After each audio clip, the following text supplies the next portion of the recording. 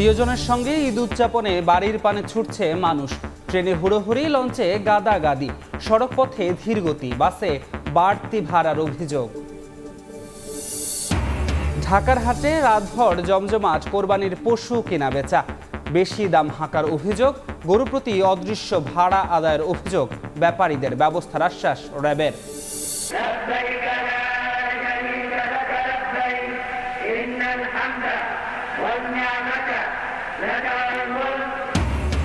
আজ পবিত্র হজ। মিনায় রাতভর ইবাদত শেষে আরাফাতের ময়দানে যাচ্ছেন হাজিরা। সারাদিন অবস্থান করে খুতবা শুনবেন মুসল্লিরা। রাখাইনে সংঘাতের কারণে মিয়ানমারের জলপথ ব্যবহার করে সেন্ট মার্টিন যাওয়া আসা বন্ধ। গুজবে উত্তাল ফেসবুক, ভিত্তিহীন তথ্যে বিভ্রান্ত না হওয়ার আহ্বান প্রশাসনের। আমি 4 বার আসছি জামালপুর থেকে, আসতেছি আমি স্যারদের সাথে দেখা করে পাত্তাই পাচ্ছি। সবটা বিলিয়ে অসহায় মানুষ গড়ার কারিগর বেসরকারি শিক্ষক। বছরের পর বছর ঘুরেও মিলছে না অবসর ও কল্যাণ ট্রাস্টের টাকা। সমস্যা সমাধানের আশ্বাস সংসদীয় কমিটির। সকালের সময় সঙ্গে আছি আমি ধ্রুব ব্যানার্জি। প্রিয়জনের সঙ্গে ঈদ উদযাপনে বাড়ির পানে ছুটছে মানুষ। ঈদযাত্রার খবর জানাতে এই মুহূর্তে রাজধানীর কমলাপুর রেল স্টেশনে আছেন রিপোর্টার নাজমুস সালিহি, সদরঘাটে আছেন সাদিকুর রহমান, বঙ্গবন্ধু সেতুর পশ্চিম সংযোগ মহাসড়কের সিরাজগঞ্জের কড্ডার মোড়ে আছেন রিঙ্কু কুণ্ডু এবং পদ্মা সেতুর মাওয়া প্রান্তে আছেন নাসির উদ্দিন উজ্জ্বল। শুরুতেই যাচ্ছি সালিহির কাছে। প্ল্যাটফর্মের 5 নম্বর প্ল্যাটফর্মে দাঁড়িয়ে আছে বুড়িমারি এক্সপ্রেস, যেটি উত্তরবঙ্গের জেলা লালমনিরহাটের ট্রেন। এটি 8:30টায় এখান থেকে ছেড়ে যাবার কথা রয়েছে। সেই ট্রেনটি এখান থেকে ছেড়ে যাবার আগে তার যে পরিষ্কার পরিচ্ছন্নতা এবং ধোয়া মোছা এটির মধ্যে শেষ হয়েছে। ট্রেনটি প্ল্যাটফর্মে যথাসময়ে শিডিউল মেনে রাইট টাইমে এসে দাঁড়িয়েছে, অর্থাৎ বলা যায় যে এই ট্রেনটিও যাত্রা সঠিক সময়ে করবে। সুতরাং উত্তরবঙ্গের যে শিডিউল বিপর্যয়ের একটা শঙ্কা ছিল, অথবা অন্যান্য সময় শিডিউলের যে বিপর্যয় থাকে, পূর্বাঞ্চলের ঠিক থাকলেও পশ্চিমাঞ্চলের যাত্রীদের কিন্তু ভোগান্তি থাকে। তবে এবারের যাত্রায় এখন পর্যন্ত পশ্চিমাঞ্চল এবং পূর্বাঞ্চল দুই অঞ্চলেরই কিন্তু চলাচলের শিডিউলের বড় ধরনের কোনো হেরফের কিন্তু ঘটেনি। সুতরাং মানুষের স্বাচ্ছন্দ্য নিয়ে মানুষ রেলপথে, বাসায়, নারীর টানে প্রিয়জনের সঙ্গে ঈদের আনন্দ ভাগাভাগি করতে রাজধানী ছাড়তে পারছেন। সকাল থেকে উত্তরবঙ্গের ট্রেন ধূমকেতু এক্সপ্রেস এখান থেকে ছেড়ে গেছে, সিলেটের ট্রেন পারাবত, চিটগঙ্গের ট্রেন মহানগর প্রভাতী সহ বেশ কয়েকটি, প্রতিটি ট্রেনই এখান থেকে যথাসময়ে ছেড়ে গেছে। তবে আজকে গত 2 দিনের তুলনায় যাত্রীর সংখ্যা রেলপথে অন্তত কম। কমলাপুরে পশ্চিমাঞ্চল এবং পূর্বাঞ্চলের ট্রেনের যে আমরা মানুষের যাত্রী ঘরমুখী মানুষের যে সংখ্যা দেখেছি তা আসলে কিছুটা কম বলা যায়। এবং এখন পর্যন্ত পশ্চিমাঞ্চলের ট্রেনগুলোতে, অর্থাৎ উত্তরাঞ্চলের ট্রেনগুলোতে যে ধরনের উপচে পড়া ভিড় আমরা লক্ষ্য করেছি গতকাল আজকের এই সময়ে, আজকে কিন্তু তেমনটি নয়। এবং সিলেট এবং চিটগঙ্গের ট্রেন কিন্তু আজকে তুলনামূলক অনেকটাই ফাঁকা। আজকে 43টি আন্তনগর, তার মধ্যে 2টি Eid special, local, mail, commuter মিলে সর্বমোট 69টি ট্রেন এখান থেকে দেশের বিভিন্ন গন্তব্যে ছেড়ে যাবে। সেই 69টি ট্রেনে সারাদিনে 1,30,000 থেকে 1.5 লক্ষাধিক লোক পরিবহন করতে পারবে বলে রেল প্রাথমিক তথ্য আমাদেরকে জানিয়েছে।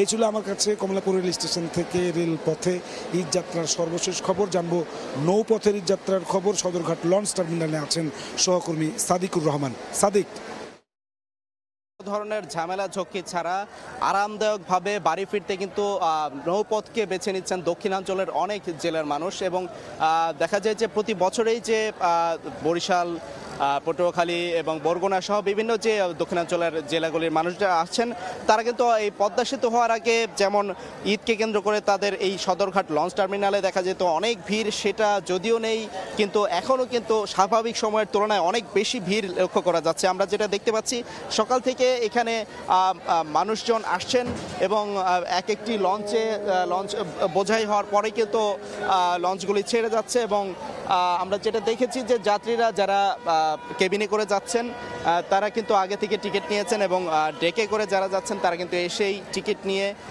এখানে লঞ্চে বসেছেন এবং লঞ্চ যখন পরিপূর্ণ হয়ে যাচ্ছে তখনই ছেড়ে যাচ্ছে। আমরা একটা বিষয় লক্ষ্য করেছি যে এই নৌপথের যাত্রাকে নির্বিঘ্ন করতে এবং আরামদায়ক এবং নিরাপদ করতে বিভিন্ন যে সংস্থাগুলি আছে যেমন BIWTA এবং অন্যান্য ফায়ার সার্ভিস থেকে শুরু করে এবং কোস্টগার্ড সবাই কিন্তু বিষয়টা নজরদারিতে রেখেছেন যেন নৌপথে অতিরিক্ত যাত্রী বোঝাই করে যেন দুর্ঘটনার শিকার না হয়।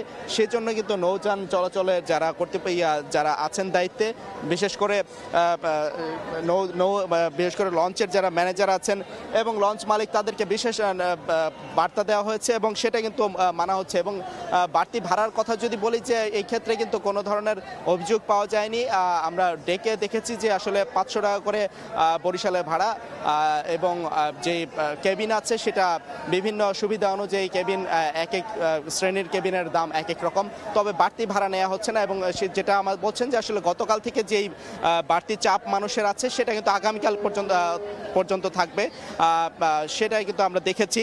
এবং আমরা এখন সড়কপথের খবর জানতে সিরাজগঞ্জে চলে যাব, সেখানে আছেন সহকর্মী রিঙ্কু কুন্ডু। সাথে ঈদের আনন্দ ভাগাভাগি করতে নারীর টানে বাড়ি ফিরছে মানুষ এবং বঙ্গবন্ধু সেতু হয়ে উত্তরবঙ্গ এবং দক্ষিণবঙ্গের 22 জেলার মানুষ যারা এই পথে ঈদে বাড়ি ফিরছে তারা কিন্তু এবার অনেকটা স্বস্তি নিয়ে এবং আরামদায়ক ভাবে আসলে ঈদ যাত্রায় বাড়ি ফিরতে পারছেন। আমি যদি একটু বলি যে বঙ্গবন্ধু সেতু পূর্ব পারের কথা যদি বলি, পূর্ব পারে যানজটের ভোগান্তি না থাকলেও যানবাহনের দীর্ঘ সারি রয়েছে, কিন্তু তবে বঙ্গবন্ধু সেতু পার হয়ে পশ্চিম পার থেকে হাতিকুমুর মোড় পর্যন্ত কিন্তু যে 4 লেনের মহাসড়কে উন্নতি করা হয়েছে সেই 4 লেনে গাড়িগুলো কিন্তু অনেকটা স্বাভাবিক গতিতে আসলে চলাচল করছে এবং এতে চালকরা কিন্তু আসলে অনেকটাই আমাদের কাছে স্বস্তি প্রকাশ করেছেন। তো আর আজকে আমরা যেটি দেখছি যে গত দুদিনের তুলনায় আজকে কিন্তু ঈদ যাত্রায় এই পথে পরিবহনের সংখ্যা অনেকটাই বেড়েছে। যাত্রীবাহী বাস ছাড়া আমরা দেখেছি যে অনেকে খোলা টাকে এবং ব্যক্তিগত পরিবহন ছাড়া আসলে মোটর সাইকেলে করে কিন্তু আমরা ঈদ যাত্রায় বাড়ি ফিরতে দেখেছি। এদিকে মহাসড়কের গুরুত্বপূর্ণ পয়েন্টগুলোতে মহাসড়কে যানবাহনের অতিরিক্ত চাপ নিয়ন্ত্রণের পাশাপাশি যাত্রা নির্বিঘ্ন করতে কিন্তু জেলা পুলিশে প্রায় 8 শতাধিক পুলিশ সদস্য কিন্তু আসলে মোতায়েন রয়েছে।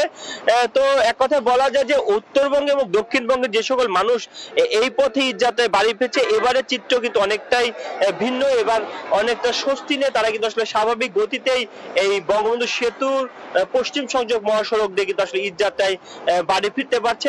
তবে এই পথে যারা ফিরছে তারা কিন্তু সেজন্য অনেকটাই স্বস্তি প্রকাশ করেছে। এবং এদিকে এই মহাসড়কের বিশেষ করে যদি বলি ঢাকা বগুড়া মহাসড়কে কিন্তু কোনো যানজট বা যানবাহনের কোনো ধীরগতি বা যে চিরচেনা ভোগান্তি সেটি কিন্তু নেই। আর এদিকে যানবাহনের চাপ নিয়ন্ত্রণে কিন্তু আসলে প্রায় 8 শতাধিক পুলিশ সদস্য কিন্তু আসলে কাজ করছে রাত দিন 24 ঘন্টা। তো এই ছিল সিরাজগঞ্জের মহাসড়ক থেকে আমার কাছে সবশেষ খবর। আমরা চলে যাচ্ছি মুন্সিগঞ্জের মাওয়া থেকে, সেখানকার খবর জানাবেন আমাদের সহকর্মী নাসির উদ্দিন উজ্জ্বল।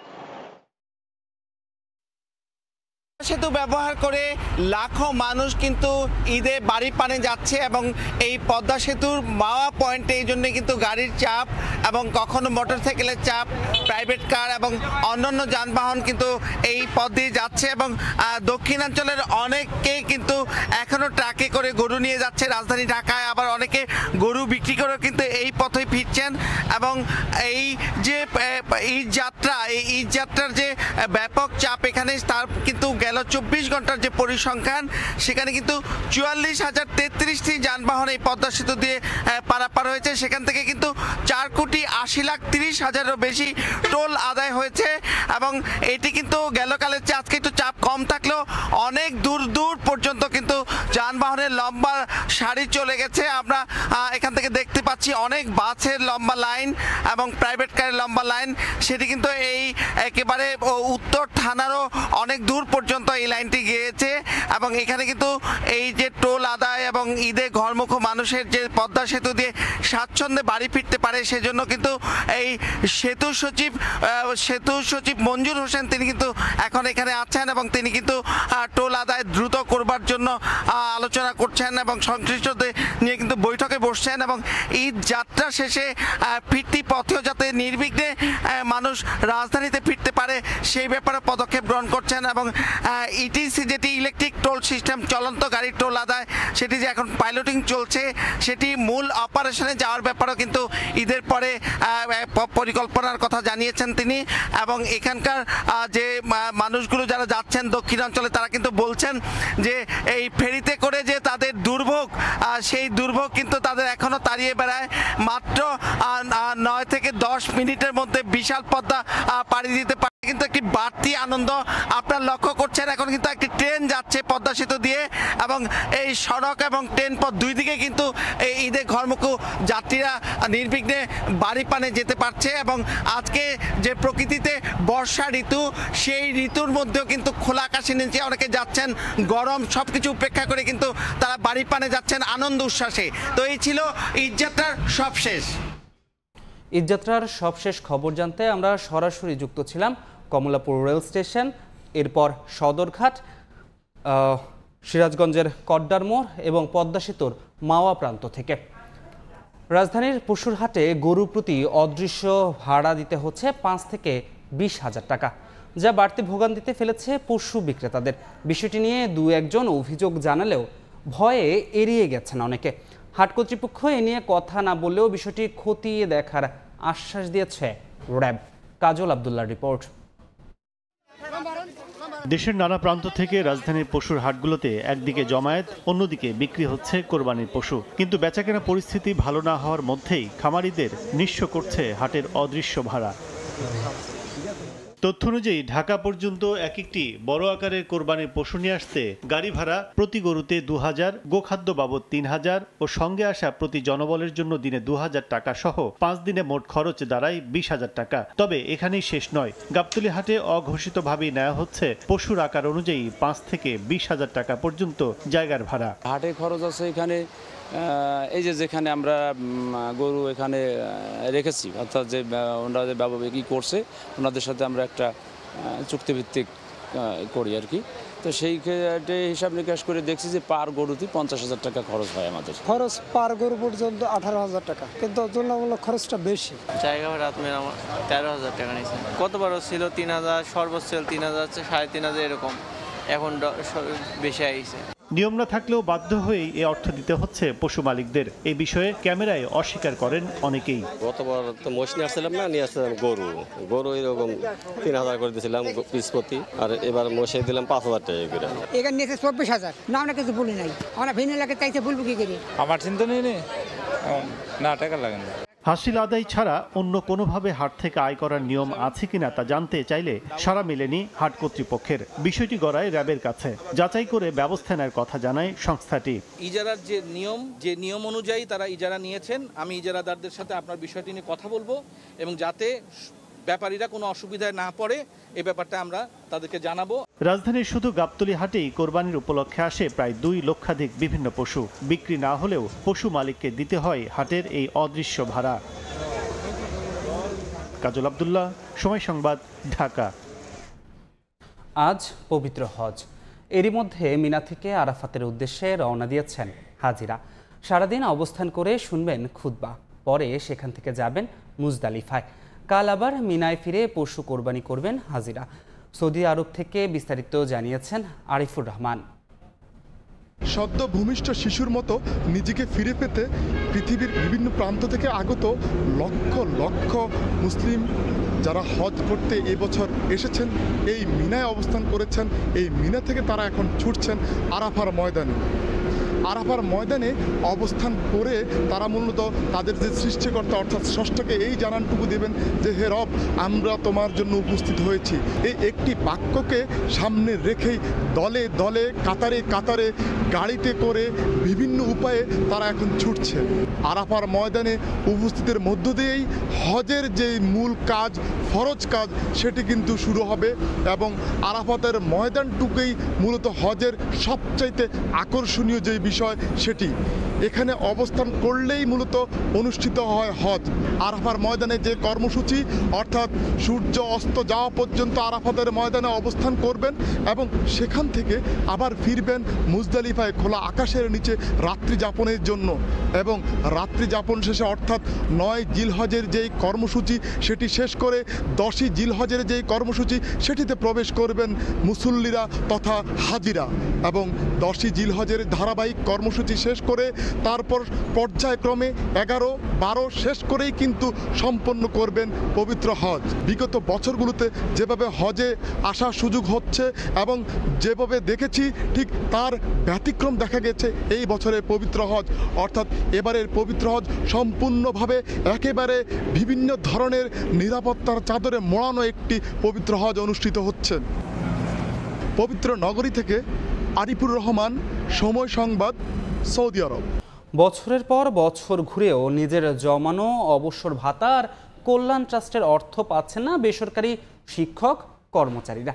যেখানে মাসিক আবেদন নিষ্পত্তির জন্যই ফান্ডে পর্যাপ্ত টাকা নেই, সেখানে জমে থাকা হাজার হাজার আবেদনের স্তূপ নিষ্পত্তি অসম্ভব হয়ে দাঁড়িয়েছে। এ অবস্থায় চিকিৎসা সহ জীবন নির্বাহ অসম্ভব হয়ে পড়েছে অবসরপ্রাপ্ত শিক্ষকদের। সমস্যা সমাধানের আশ্বাস দিয়েছে শিক্ষা মন্ত্রণালয় সম্পর্কিত সংসদীয় স্থায়ী কমিটি। শাকির আহমেদের রিপোর্ট।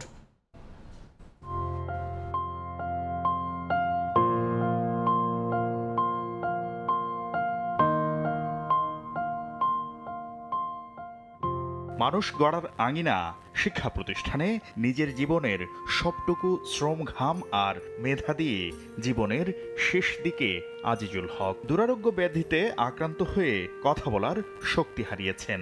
তাই চিকিৎসার জন্য নিজের প্রাপ্য কল্যাণ ট্রাস্ট আর অবসর সুবিধার অর্থের খোঁজে দুজনের কাঁধে ভর করে সুদূর সিলেট থেকে রাজধানীর ব্যানবেজ ভবনে। তবে 2 বছরেও মেলেনি সেই অর্থের দেখা। কল্যাণ ট্রাস্টের জন্য 1.5 বছর আগে অ্যাপ্লিকেশন করা হয়েছিল। কবে দিবে বলে নাই, ওই দস্তখত করছে, টাকা যাইব।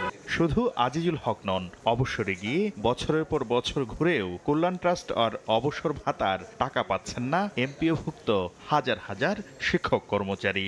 এতে আটকে আছে তাদের চিকিৎসা সহ গুরুত্বপূর্ণ কাজ। আমি স্যারদের সাথে দেখা করে পাত্তাই পাচ্ছি। আমি 4 বার আসছি জামালপুর থেকে, হয়রানি হয়ে যাইতেছি আসতেছি, তা আমাদের একটা কষ্ট হচ্ছে না। কল্যাণ ট্রাস্ট বলছে শিক্ষক কর্মচারীরা আগে প্রাপ্ত বেতনের 2% হারে চাঁদা দিলেও কল্যাণ সুবিধা দিতে হচ্ছে নতুন পে স্কেলের হিসাবে। এছাড়া অর্থের অভাবে বছরের পর বছর নিষ্পত্তি না হওয়া হাজার হাজার আবেদন মরার উপর খাড়ার ঘা হয়ে দাঁড়িয়েছে। আমি মাসে টাকা পাই প্রায় 50 কোটি চাঁদা হিসেবে, যেটা আমি পাই শিক্ষকদের। আমার লাগে মাসে 60, 62, 63 কোটি। বছর শেষে টাকাটার পরিমাণটা আমার হয়ে যায় 120-30 কোটি টাকা ঘাটতি থেকে যাচ্ছে। কিন্তু এখানে এই ঘাটতিটা পূরণ করার জন্য কিন্তু এটা কারণটা হলো যে এই সরকারই আমাদের বেতন, শিক্ষকদের বেতন দ্বিগুণ করে দিল 15 সালে। দ্বিগুণ হওয়ার ফলে আইন অনুযায়ী এই নতুন স্কেলে পে করতে গিয়ে সংকটটা আমাদের হচ্ছে। এ অবস্থায় ঘাটতি পূরণে সরকারের অনুদান বাড়ানোর দাবি অবসর সুবিধা বোর্ডের। পেন্ডিং আবেদন যেগুলো আছে 44,000, 45,000 আবেদন, তার জন্য শেষ করতে আমাদের এরকম 4,500 কোটি টাকাই লাগে। 35 থেকে 36-37 কোটি টাকার মতো প্রতি মাসে ঘাটতি। কল্যাণ ট্রাস্ট ও অবসর সুবিধার অর্থ পেতে শিক্ষকদের বিড়ম্বনার বিষয়টি নিয়ে আলোচনা হয়েছে জাতীয় সংসদেও। অবসরপ্রাপ্ত শিক্ষকরা হয়রানির শিকার হচ্ছে। দ্রুত সমস্যা সমাধানে একটি বিশেষ কমিটি গঠন করা হয়েছে বলে জানিয়েছে শিক্ষা মন্ত্রণালয় সম্পর্কিত সংসদীয় স্থায়ী কমিটি। কার্যকর পদক্ষেপ নেওয়ার জন্যই আমাদের আলোচনার সিদ্ধান্ত হয়েছে। যেটা বাস্তবায়ন করার মধ্য দিয়ে যারা শিক্ষকতা করে তাদের দীর্ঘদিনের যে কষ্ট, তার একটি অবসান ঘটবে বলে আমরা আশা করি ও বিশ্বাস করি। সম্প্রতি অবসরপ্রাপ্ত শিক্ষকদের কল্যাণ ট্রাস্ট ও অবসর সুবিধার অর্থ 6 মাসের মধ্যে পরিশোধের নির্দেশনা দিয়েছে আদালত। শাকির আহমেদ, সময় সংবাদ, ঢাকা। সাবেক আইজিপি বেনজির আহমেদের প্রভাব খাটিয়ে বান্দরবানে অন্যের জায়গা দখলের অভিযোগ উঠেছে তারই কেয়ারটেকার মং ওয়াইচিংয়ের বিরুদ্ধে। সোয়ালক ইউনিয়নে বেনজিরের খামার বাড়ির পাশে দখল করা জমিতে গড়ে তোলা হয়েছে বাগান বাড়ি। ভুক্তভোগীদের অভিযোগ পুলিশের ভয় দেখিয়ে জোরপূর্বক দখলে নিয়েছে এসব জায়গা। অনেকে বাধ্য হয়ে বিক্রি করলেও পাননি ন্যায্য মূল্য। সোহেল কান্তি নাথের ক্যামেরায় বিস্তারিত জানাচ্ছেন এনে জাকির।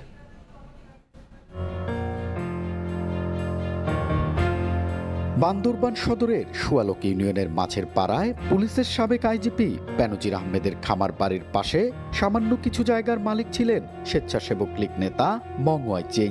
এজন্য সরকারি এক কর্মকর্তার মাধ্যমে বেনজির আহমেদ তার স্ত্রী ও মেয়ের জায়গা দেখাশোনার দায়িত্ব পান তিনি। 8 বছর মতো হবে আমি এখানে ঢুকতে পারে না, আসতে পারে না, ওই জমিগুলো আমার জায়গায়। অভিযোগ উঠেছে কেয়ারটেকারের দায়িত্ব নেয়ার পর থেকে পাল্টে যায় তার ভাগ্য। বেনজিরের সঙ্গে যোগাযোগের সুবাদে নজরে আসেন স্থানীয় প্রভাবশালী নেতা ও প্রশাসনের কর্তা ব্যক্তিদের। সরকারি বেসরকারি বিভিন্ন দপ্তর থেকে গ্রহণ করেন নানা সুযোগ সুবিধা। শুধু তাই নয়, পুলিশের ভয় দেখিয়ে জোরপূর্বক দখল করে নিয়েছেন অসংখ্য মানুষের জায়গা। বর্তমানে সেখানে গড়ে তুলেছেন বিশাল সেগুন গাছের বাগান, গরুর খামার ও মাছের ঘের। কাঁটাতার দিয়ে ঘিরে রাখায় সেখানে যেতেও পারেন না জায়গার মালিকরা। আর বেনজিরের ভয়ে প্রতিবাদ করতেও সাহস পায়নি ভুক্তভোগীরা। বেনজির আহমেদ প্রভাবশালী দেখিয়া মিস্টার মংওয়াই মার্মা আমাদের জায়গায় ঘিরে নিয়ে গেছে উনি জোরপূর্বক। র্যাবের প্রধান দ্বারাই কিন্তু পাওয়ার দেখায় আমার জায়গার উপরে কি রাস্তা করছে দিকে মৌমাছি আইন লাগাই দে গাছ মৌ কাটি লাগে পয়সা নদী। তবে জমি দখলের এসব অভিযোগ মিথ্যা ও বানোয়ার দাবি করে জায়গা কিনে সেখানে বাগান করেছেন বলে জানান জেলা স্বেচ্ছাসেবক লীগ সভাপতি মংওয়াই চেং। আমার কেনা জায়গার বাইরে যদি তাদের কাছে প্রমাণ থাকে, তার প্রমাণ দেখা আইনে আশ্রয় নিক, আমি তাহলে প্রমাণ করে দেব যে আমি বেদখল না, আমি জোর করে কারো থেকে কিছু কিনি নাই, জোর কিছু করে জায়গাও দখল করে নেই। বেনজির ও তার সহযোগীদের বিষয়টি তদন্তাধীন থাকায় দুদকের নির্দেশনা পেলে সে অনুযায়ী ব্যবস্থা নেওয়া হবে বলে জানান জেলা প্রশাসক। যেহেতু দুদক অনুসন্ধান করছে, এই বিষয়টা ওখানের বিচার্য বিষয়, কোন নির্দেশনা আসলে অবশ্যই আমরা সেই বিষয়ে প্রয়োজনীয় পদক্ষেপ নেব। 2016 সালে আমোক্তার নামার মাধ্যমে বেনজির আহমেদ তার স্ত্রী ও মেয়ের জায়গার দেখাশোনার দায়িত্ব নেন মংওয়াই চেং। এনে জাকির, সময় সংবাদ, বান্দরবান। আবারও ঈদ যাত্রার খবর। এই মুহূর্তে গাজীপুরের চান্দনায় আছেন রিপোর্টার রাজিবুল হাসান, টাঙ্গাইলের এলাঙ্গায় আছেন কাদির তালুকদার এবং মানিকগঞ্জের পাটুরিয়া ঘাট এলাকায় আছেন মোহাম্মদ ইউসুফ আলী। সরাসরি শুরুতেই যাচ্ছি রাজীবের কাছে।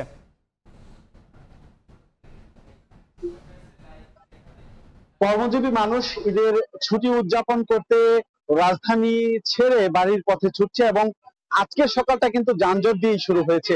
আমি রয়েছি ঢাকা ময়মনসিংহ মহাসড়কে, আপনাদেরকে একটু দেখানোর চেষ্টা করছি যে এখানে কিন্তু গাড়ির যে লাইন সেটি কিন্তু দীর্ঘ লাইন লেগে আছে। আপনারা নিশ্চয়ই দেখতে পাচ্ছেন এটি গাজীপুরের হারিকেন থেকে গাজীপুর চৌরাস্তা অর্থাৎ চান্দনা চৌরাস্তা পর্যন্ত একই অবস্থা। আমরা যখন এখানে এসেছি তখন থেকে কিন্তু একইভাবে এই যানজটের চিত্র আমরা দেখতে পাচ্ছি, অর্থাৎ পথের ভোগান্তি, বাড়তি ভাড়া, আর এর সঙ্গে নতুন করে যুক্ত হয়েছে হচ্ছে তীব্র গরম। এই গরমের মধ্যে যারা গণপরিবহনে উঠেছে, আপনারা জানেন যে অধিকাংশ দু একটি পরিবহন দূরপাল্লার ছাড়া বেশিরভাগ গণপরিবহনই কিন্তু আসলে এসি যুক্ত নয়, যে কারণে মানুষের ভোগান্তি যখন এই যানজটে আটকে পড়ে তখন কিন্তু এই ভোগান্তি কয়েক গুণ বেড়ে যায়। কারণ গরমের মধ্যে মানুষ যারা যাত্রী তারা ভেতরে আটকা থাকে একরকম, যে কারণে সেখানে তাদের ভোগান্তির মাত্রাটা বেশি। যাত্রীরা বলছেন যে ভাড়া অর্থাৎ গাজীপুর থেকে যে ভাড়া ময়মনসিংহ 200 টাকা সর্বোচ্চ, সেই ভাড়া এখন গুনতে হচ্ছে 400, কখনো কখনো 500 টাকারও বেশি। একইভাবে গাজীপুরের চংরা থেকে যারা সিরাজগঞ্জ, পাবনা, রাজশাহী যাচ্ছে সেখানেও কিন্তু আসলে 2 গুণ কখনো কখনো 3 গুণ ভাড়া দিতে হচ্ছে যাত্রীদের। এতে করে কিন্তু ভোগান্তি কয়েক গুণ বেড়েছে। এই যে যানজটের যে চিত্র আপনাদেরকে দেখাচ্ছিলাম, এই চিত্র আসলে হয়েছে অনেকটা বলতে গেলে সামনে এই যে ফ্লাইওভার, সেই ফ্লাইওভারে ওঠার সময় আসলে গাড়িগুলো খুবই ধীর গতিতে উঠছে এবং এই কারণেই মূলত এখানে যানজট সৃষ্টি হচ্ছে। মূলত এই ছিল গাজীপুর থেকে সড়ক পরিস্থিতির আমার কাছে থাকা সবশেষ তথ্য। আমরা একটু যেতে চাই টাঙ্গাইলে, সেখানে রয়েছে আমাদের সহকর্মী কাদির তালুকদার, সেখানকার পরিস্থিতি জানাবেন। ঈদের ছুটি হওয়ার পর থেকেই ঢাকা টাঙ্গাইল মহাসড়কে ঘরমুখ মানুষের চাপ বেড়েছে। প্রতিদিনই দিন বেলা যত গড়াচ্ছে ততই কিন্তু যানবাহনের চাপ বৃদ্ধি পাচ্ছে। মানুষ প্রিয়জনের সাথে ঈদ আনন্দ উপভোগ করতে ঘরে ফিরতে শুরু করেছে। বিশেষ করে উত্তরবঙ্গগামী যে মানুষজন রয়েছেন তারা যে যার মতো করে বাড়ি ফিরতে শুরু করেছেন। কেউ বাসে যাচ্ছেন, কেউ আবার বাস না পেয়ে নিজস্ব পরিবহনে যাচ্ছেন, আবার অনেকেই কিন্তু মোটরসাইকেলে করে ঢাকা টাঙ্গাইল মহাসড়ক দিয়ে পার হচ্ছেন। তবে গতকাল যেটি আমরা দেখেছি সেটি হচ্ছে ঢাকা টাঙ্গাইল মহাসড়কের এলেঙ্গা থেকে রাবনা বাইপাস পর্যন্ত প্রায় 7 কিলোমিটার যানজটে পড়ে দুর্ভোগ পোহাতে হয়েছিল প্রায় দুপুর পর্যন্ত, সকাল থেকে দুপুর পর্যন্ত। আজও কিন্তু এই যানজটে পড়ে অনেকটাই দুর্ভোগ পোহাতে হচ্ছে ঢাকা টাঙ্গাইল মহাসড়কের যারা উত্তরবঙ্গগামী ঈদে ঘরমুখ মানুষের রয়েছেন, তারা দুর্ভোগের মধ্যে পড়েছেন। সকাল থেকেই বঙ্গবন্ধু সেতু পূর্ব থেকে এলেঙ্গা থেকে প্রায় 14 কিলোমিটার যানজটের খবর পেয়েছি। এখন বর্তমানে বঙ্গবন্ধু সেতু থেকে আনালিয়াবাড়ি পর্যন্ত 10 কিলোমিটার পর্যন্ত যানজট দেখা যাচ্ছে। কখনো কখনো যানজট ছাড়ছে, আবার কখনো কখনো কিন্তু যানজট ছেড়ে যাচ্ছে। আমরা কর্তৃপক্ষের সাথে কথা বলেছি, তারা আমাদের যে বিষয়টি জানিয়েছে সেটি হচ্ছে যে বঙ্গবন্ধু সেতুতে একাধিকবার টোল আদায় বন্ধ থাকার কারণে এবং অতিরিক্ত যানবাহনের চাপের কারণে কিন্তু এই যানজটের সৃষ্টি হয়েছে বলে আমাদেরকে জানিয়েছেন।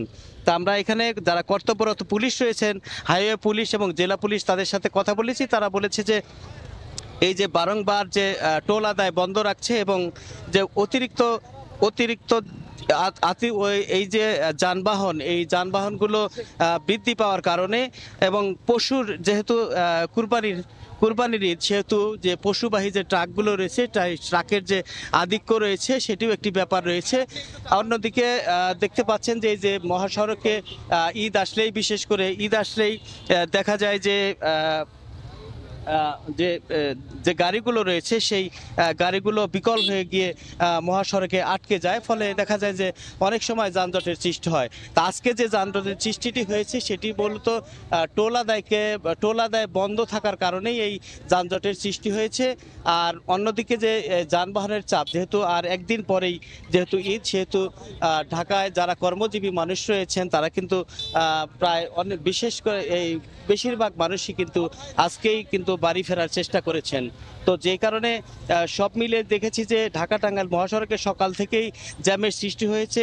বেলা যতই বাড়ছে ততই কিন্তু যানজটের সৃষ্টি হয়েছে। তা আমরা এখানকার যাত্রী এবং চালকদের সাথে কথা বলেছিলাম, তারা বলেছে যে আসলে চন্দ্রা, ঢাকা টাঙ্গাইল মহাসড়কের যে চন্দ্রা রয়েছে গাজীপুরে, সেই চন্দ্রা এলাকায়ও গাড়ির জমাট বেঁধে আছে এবং টাঙ্গাইলের প্রায় চন্দ্রা থেকে প্রায় 50 কিলোমিটার এলাকা, সেটি 50 কিলোমিটার এলাকা, তার মধ্যে চন্দ্রা থেকে এলাঙ্গা পর্যন্ত তেমন কোনো যানজট পোহাতে হয়নি। তবে এলাঙ্গা থেকে শুরু করে বঙ্গবন্ধু সেতু প্রায় 14 কিলোমিটার এলাকা, সেই এলাকা জুড়ে সকাল থেকে যানজটের কবলে পড়তে হয়েছে তাদেরকে। ফলে এই যে ঘন্টার পর ঘন্টা যে অপেক্ষা করতে হচ্ছে, তারা কিন্তু তীব্র গরম অপেক্ষা করে রোদ বৃষ্টি মাথায় নিয়ে তারা বাড়ি ফিরছিলেন। তাদেরকে কিন্তু বেশ কষ্ট করেই কিন্তু তাদেরকে এই যাত্রা তাদেরকে নিতে হচ্ছে, মাথায় নিয়েই কিন্তু তাদেরকে চলতে হচ্ছে। তো ঢাকা টাঙ্গাইল মহাসড়কের যে প্রতি বছর যে চিত্র, সেই চিত্র কিন্তু এই বছরও তার কোনো ব্যতিক্রম নয়। ঢাকা টাঙ্গাইল মহাসড়কে ঈদ মানেই কিন্তু একটি যানজট এবং ভোগান্তিতে এই মানুষদের, অর্থাৎ উত্তরবঙ্গের যে মানুষ রয়েছেন তাদেরকে পোহাতে হয়। এবছরও এর ব্যতিক্রম হয়নি। এবছরও গতকালও দেখেছি যে ঢাকা টাঙ্গাইল মহাসড়কে বেশ কিছু যানজটের কবলে পড়তে হয়েছে। আজকেও যানজটের কবলে বেশ কিছু সময় তাদেরকে নিতে হচ্ছে, ঘন্টার পর ঘন্টা অপেক্ষা করতে হচ্ছে এই যে ঈদে ঘরমুখ মানুষকে। বিশেষ করে যারা বৃদ্ধ, শিশু এবং নারী রয়েছেন তাদের কিন্তু এই যে যানজটে গরম এবং যানজট দুই মিলে কিন্তু তাদেরকে আসলে চরম ভোগান্তির শিকার হতে হচ্ছে। তা আমরা এখানকার যারা যাত্রী আছেন তাদেরকে আমরা কথা বলেছি, তারা বলেছে যে আসলে ঈদের মধ্যে যারা কর্মজীবী মানুষ আছেন, ঢাকায় থাকেন, তাদের কিন্তু এই কষ্ট উপেক্ষা করে বাড়ি গিয়ে প্রিয়জনের সাথে ঈদ করবেন, এতেও কিন্তু তাদের কোনো কষ্ট নেই, দুঃখ তারা অনুভব করতে পারছে না। তো এই ছিল আমার কাছ থেকে ঢাকা টাঙ্গাইল মহাসড়কের যানজটের বিস্তারিত খবর। আমরা চলে যাচ্ছি মানিকগঞ্জে, আমাদের সহকর্মী আছেন ইউসুফ, তার কাছে। ধন্যবাদ কাদের তালুকদার সেখানকার যানজটের খবর জানানোর জন্য। তো আমরা রয়েছি পাটুরিয়া ঘাট এলাকাতে, লঞ্চ ঘাটে।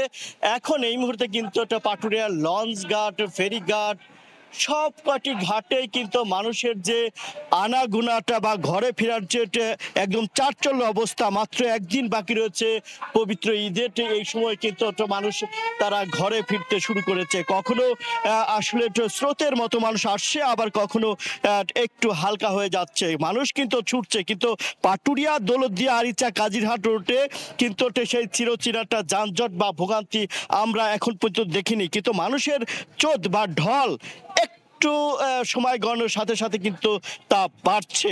তবে সেটা পরিমাণটা কিছুটা সময়টা বাড়ছে, আবার কিছুটা সময় হালকা হচ্ছে।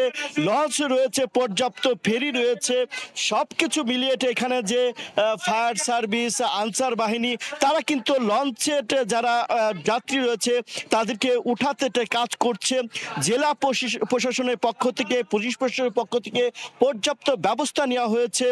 এখন কিন্তু আবহাওয়াটা এবং মহাসড়ক ঢাকার মহাসড়কের মানিকগঞ্জের অংশ ফাঁকা থাকায় তারা কিন্তু যাত্রীরা বলছে নির্বিঘ্নে, নিরাপদে এবং স্বাচ্ছন্দ্যে নিয়ে এবং কি তারা কিন্তু তাদের গন্তব্যে পৌঁছাতে সক্ষম হচ্ছে। আমি এখানকার যারা যাত্রী রয়েছে তাদের সাথে কথা বলেছি, তারা তাদের চোখে মুখে কিন্তু একটা আনন্দের ছোঁয়া রয়েছে এবং প্রত্যেক যাত্রী কিন্তু বলছে যে এই ঈদটা এখন পর্যন্ত এই রোডে স্বস্তি হচ্ছে। পাটুরিয়া, দৌলতদিয়া, আরিচা, কাজিরহাট রোডে মোট 23টি ফেরি, 33টি লঞ্চ এবং 41টি স্পিড বোট চলাচল করছে। এই ছিল আমার কাছে পাটুরিয়া ঘাটের লঞ্চ ঘাট থেকে সর্বশেষ তথ্য। ঈদযাত্রার সবশেষ খবর জানাতে আমরা সরাসরি যুক্ত ছিলাম গাজীপুর, টাঙ্গাইল এবং মানিকগঞ্জ থেকে। ইউরোপের দ্বিতীয় দেশ হিসেবে বাংলাদেশ থেকে সরাসরি ফ্লাইট পরিচালনা করা যাবে সুইজারল্যান্ডে। সপ্তাহে 7টি যাত্রীবাহী ও 7টি কার্গো ফ্লাইট পরিচালনা করতে পারবে উভয় দেশের 5টি এয়ারলাইন্স। 2009 সালে অনুস্বাক্ষরিত চুক্তিটি চূড়ান্ত রূপ পেয়েছে। বাংলাদেশ থেকে এবার সরাসরি সুইজারল্যান্ডের আকাশে ডানা মেলবে দেশীয় এয়ারলাইন্সগুলো। চলতি মাসের শুরুতে এ বিষয়ে সুইজারল্যান্ডের বার্নে বাংলাদেশ সরকার ও সুইস ফেডারেল কাউন্সিল এর মধ্যে একটি দ্বিপাক্ষিক বিমান চলাচল চুক্তি স্বাক্ষরিত হয়। এই চুক্তি স্বাক্ষরের ফলে ইতালির পর ইউরোপের আরও একটি নতুন দেশের সাথে বাংলাদেশের সরাসরি বিমান চলাচলের দ্বার উন্মোচিত হলো। বাংলাদেশ বেসামরিক বিমান চলাচল কর্তৃপক্ষের chairman air vice marshal Mohammad Mofidur Rahman এবং Swiss federal office of civil aviation FOCA এর ডিরেক্টর জেনারেল ক্রিশ্চিয়ান হেগনার এই চুক্তিতে স্বাক্ষর করেন। এছাড়া 7 জুন বেলজিয়ামে ব্রাসেলসে বাংলাদেশ ও ইউরোপিয়ান ইউনিয়ন ইইউ এর মধ্যে একটি দ্বিপাক্ষিক বিমান চলাচল চুক্তি স্বাক্ষর হয়। বেবিচক জানায়, সুইজারল্যান্ডের পক্ষ থেকে সুইস এয়ার ইন্টারন্যাশনাল ও অ্যাডেল উইস এয়ার এজি এবং বাংলাদেশের পক্ষ থেকে Biman Bangladesh airlines, US Bangla air ও নভোএয়ারকে 2 দেশের মধ্যে পরিষেবা দেওয়ার জন্য মনোনয়ন প্রদান করা হয়েছে। চুক্তি অনুযায়ী 2 দেশের মনোনীত বিমান সংস্থাগুলো সপ্তাহে 7টি যাত্রীবাহী ও 7টি কার্গো ফ্লাইট পরিচালনা করতে পারবে। এছাড়া চুক্তিতে মনোনীত 2 দেশের বিমান সংস্থাগুলো যাতে নিজেদের ও তৃতীয় কোনো দেশের বিমান সংস্থার সাথে কোড শেয়ারের মাধ্যমে 2 দেশের মধ্যে ফ্লাইট পরিচালনা করতে পারে সে সুযোগও রাখা হয়েছে। এর আগে 2009 সালের 16 সেপ্টেম্বর 2 পক্ষের মধ্যে প্রথম চুক্তিটি অনুস্বাক্ষরিত হয়েছিল। দুপক্ষের প্রক্রিয়া সম্পূর্ণ শেষে 6 জুন চুক্তিটি চূড়ান্তভাবে স্বাক্ষরিত হয়। কাজল আব্দুল্লাহ, সময় সংবাদ, ঢাকা। এই পর্যায়ে শীর্ষ সংবাদগুলো জানিয়ে দিচ্ছি আরেকবার। প্রিয়জনের সঙ্গে ঈদ উদযাপনে বাড়ির পানে ছুটছে মানুষ। ট্রেনে হুড়োহুড়ি, লঞ্চে গাদাগাদি, সড়ক পথে ধীর গতি, বাসে বাড়তি ভাড়ার অভিযোগ।